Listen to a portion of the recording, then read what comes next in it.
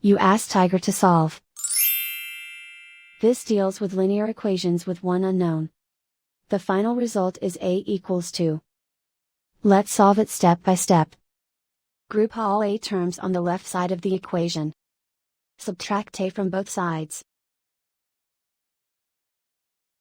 Group like terms. Simplify the arithmetic. Group like terms. Simplify the arithmetic.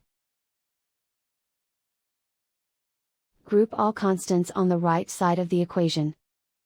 Subtract 5 from both sides. Simplify the arithmetic.